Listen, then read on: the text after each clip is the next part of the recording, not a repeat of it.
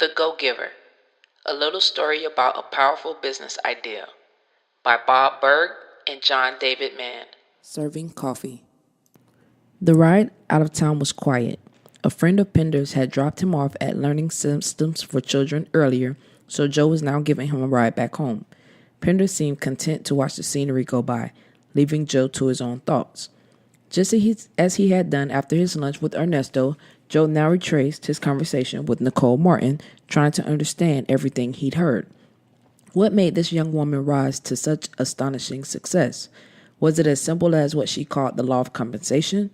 When Joe pulled into Pender's driveway to drop off his host, Rachel was standing at the front door, holding a small package. Pender hopped out, and Joe leaned over to call out to Rachel through the open door. "Great lunch, Rachel. Thanks a million." Rachel approached the car and handed Joe the package. "You're welcome." The aroma announced itself immediately. It was a pound of Rachel's famous coffee, freshly ground for Joe. On his drive back to work, Joe thought about Nicole Martin, CEO of the kindergarten boardroom, and wondered how on earth he could possibly apply the law of compensation. He was still wrestling with these thoughts when he hit the up button on the elevator that took him to the 7th floor at Clayson Hill Trust. That afternoon, Melanie Matthews sat buried in a concentration over her quarter-end reports when she was surprised by the most delicious aroma. She looked up and was startled to see Joe with a cup of fresh steaming coffee for her. "Touch of half and half, 1 sugar," he noted aloud as he placed it carefully on her desk. This was exactly how Melanie liked her coffee, though she couldn't remember having ever mentioned this to Joe. In that incredible aroma, she thanked him and took a sip. It was the very best coffee she had ever tasted. Over the next 30 minutes, Joe took a cup of the hot, delicious coffee to each worker on the entire 7th floor.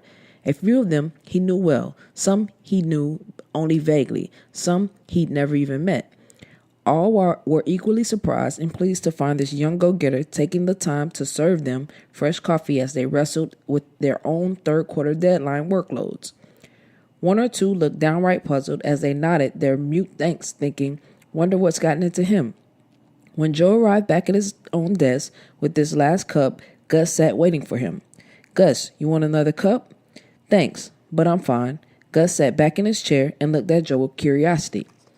"Okay," said Joe. "You know the guy I asked you about last week, Pender? Well, this weekend I went to see him." "Ah," said Gus. "And this is what, something like homework?" Joe shrugged. "More or less. Yesterday I had to give more in value than I got in payment." "Ah, the lead you gave to Jim Galloway." Joe blushed. So Gus had overheard him doing that. "Today I had to enlarge the number of people I serve." Gus let out a quiet laugh. "So you served your colleagues coffee?" "Right," Joe said and looked around the floor. "Think it'll turn those third-quarter figures around?" Gus peered at him closely. Then he realized he was joking. "Hey," Joe added, "it's the only thing I could think of. Besides, it's not just coffee, it's Rachel's famous coffee." Gus smiled and got to his feet. "I'm glad you went to see the man, Joe. Tell me something." "Sure. What?" Gus looked around the office. "How did it feel serving all those people?" Joe followed his gaze and then looked back in the other man's eyes. "Tell you the truth, I felt like an idiot." Gus laughed again, then leaned forward and said, "Sometimes you feel foolish, even look foolish, but you do the thing anyway." And with that, he plucked his tweed jacket from the coat rack on the wall outside of his office and headed home.